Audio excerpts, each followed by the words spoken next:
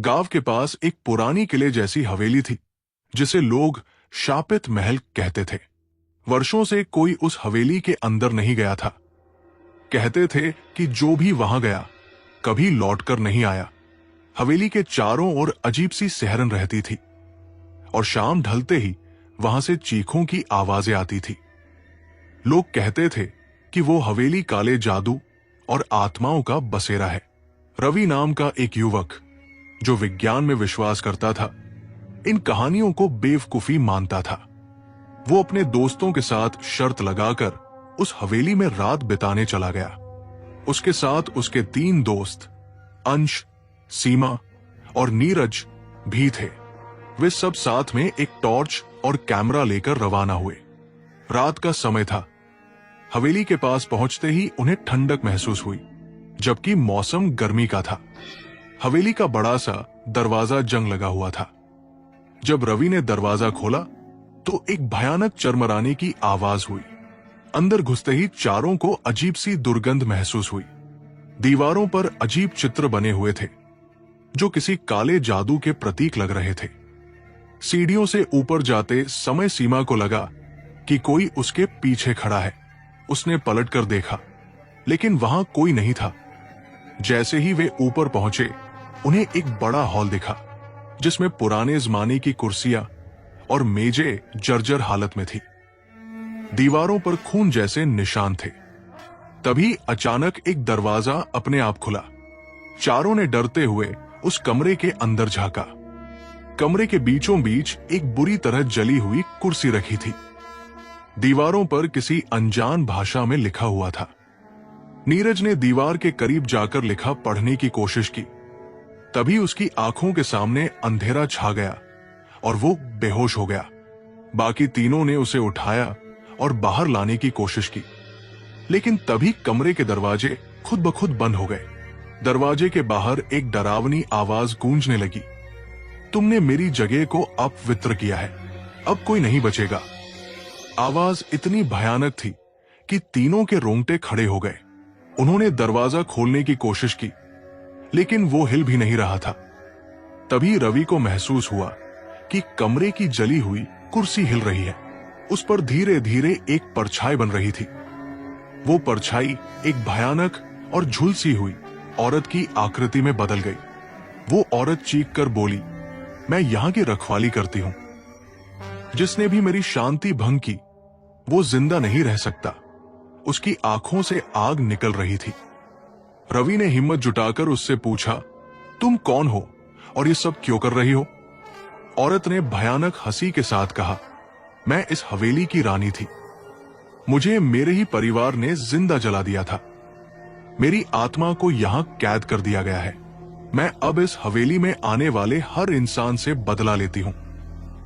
तुमने गलती की है और अब तुम इसका अंजाम भुगतोगे।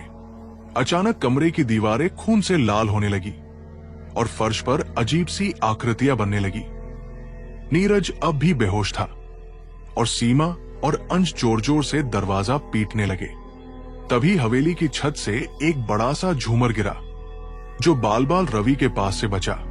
रवि ने महसूस किया कि अगर वे यहां रुके तो सबकी मौत पक्की है। उसने दीवार पर लिखी हुई भाषा को ध्यान से देखा और महसूस किया कि ये काले जादू से जुड़ा हुआ है। वो दीवार पर बने चिन्हों को मिटाने लगा। जैसे ही उसने पहला चिन्ह मिटाया, रानी की आत्मा और भी ज्यादा गुस्से में आ गई। उसने रवि को हवा में उठा दिया और जोर से दीवार पर पटक दिया। सीमा ने साहस करके दीवार के बाकी चिन्ह मिटाने शुरू किए। हर मिटाए गए चिन्ह के साथ रानी की चीख और तेज होती गई। आखिरकार जब आखिरी चिन्ह मिटाया गया तो रानी की आत्मा जोर से चीखते हुए गायब हो गई। दरवाजा खुल गया। चारों बाहर भागे, लेकिन जैसे ही वे हवेली से निकले, पूरी हवेली जमीन में धंस गई और वहां केवल राख बची। वे चारों कभी इस घटना को भुला नहीं पाए। कहते हैं, आज भी अगर कोई उस जगह जाता है तो हवेली के अंदर से चीखों की आवाजें सुनाई देती हैं। लोग कहते हैं कि रानी की आत्मा ने एक बार फिर अपनी जगह ढूंढ ली है और वो अब भी बदला लेने के लिए तैयार है। वर्षों बीत गए, लेकिन उस खौफनाक घटना के बाद वो गांव पूरी तरह बदल चुका था। शापित महल अब सिर्फ एक खंडहर के रूप में रह गया था और गांव वाले उस जगह से दूर रहने लगे थे। हालांकि कुछ साहसी लोग आज भी वहां जाने की कोशिश करते हैं, लेकिन उनका भी वही हाल होता है जो रवि और उसके दोस्तों का हुआ था। कहते हैं कि रानी की आत्मा अभी भी हवेली में रहती है और अब उसने अपनी पकड़ को और मजबूत कर लिया है। एक दिन एक युवक जिसका नाम विजय था गांव में आया। वो इतिहास का शौकीन था और शापित महल के बारे में सुनकर बहुत उत्साहित हो गया। उसने ठान लिया कि वो हवेली में प्रवेश करेगा और सच्चाई का पता लगाएगा। विजय ने गांव वालों से बहुत कुछ सुना था, लेकिन वो इस तरह की बातों को सिर्फ कहानी मानता था। उसने अपने साथ एक कैमरा और कुछ उपकरण लिए ताकि वो हवेली की पूरी रिकॉर्डिंग कर सके और फिर से उस घटना की सच्चाई का पता लगा सके। वो रात को हवेली की ओर बढ़ा जब पूरे गांव में सन्नाटा था और केवल हवेली के पास से आवाजें आ रही थी। विजय का दिल धड़क रहा था, लेकिन उसका साहस और विज्ञान पर विश्वास उसे आगे बढ़ने की प्रेरणा दे रहे थे।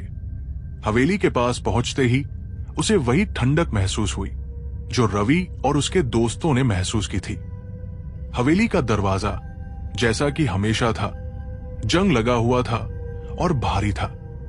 विजय ने दरवाजा खोला और अंदर कदम रखा। उसे अंदर अंधेरा और डरावनी सिहरन का एहसास हुआ।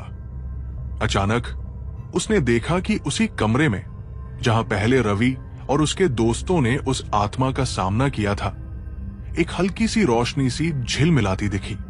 विजय ने टॉर्च की रोशनी उस ओर डाली और देखा कि कमरे की दीवारों पर वही काले जादू के प्रतीक बने थे।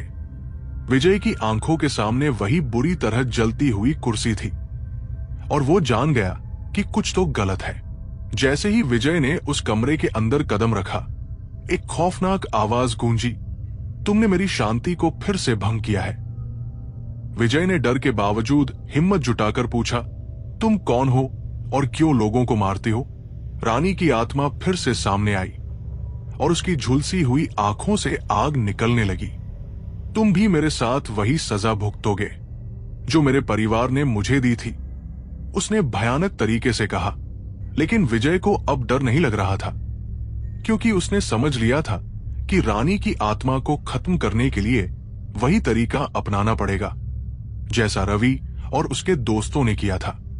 विजय ने कमरे में दीवारों पर लिखी काले जादू की भाषा को गौर से देखा और वही चिन्ह मिटाने शुरू किए। जैसे ही उसने पहला चिन्ह मिटाया, रानी की आत्मा और भी ज्यादा गुस्से में आ गई और उसने विजय को हवा में उछाल दिया। विजय ने अपनी पूरी ताकत से काम लिया और सभी चिन्ह मिटा दिए।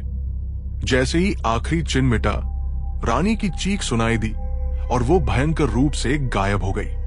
हवेली के अंदर अचानक सन्नाटा छा गया। विजय ने राहत की सांस ली और बाहर निकलने की कोशिश की। जैसे ही विजय हवेली से बाहर निकला, उसने देखा कि हवेली का पूरा ढांचा अब ध्वस्त हो चुका था। अब वहां कुछ भी नहीं था सिवाय राख के ढेर के। विजय ने यह घटना अपने कैमरे में रिकॉर्ड कर ली थी, लेकिन वो जानता था कि वह इसे किसी से नहीं बता सकता था। कहा जाता है कि आज भी कोई अगर उस जगह के पास से गुजरता है तो हवेली के अंदर से किसी चीखने की आवाज सुनाई देती है और ये मान्यता है कि रानी की आत्मा कभी न खत्म होने वाली खोज में फिर से सक्रिय हो चुकी है और किसी न किसी दिन उसे अपनी पूरी सजा मिलने वाली है।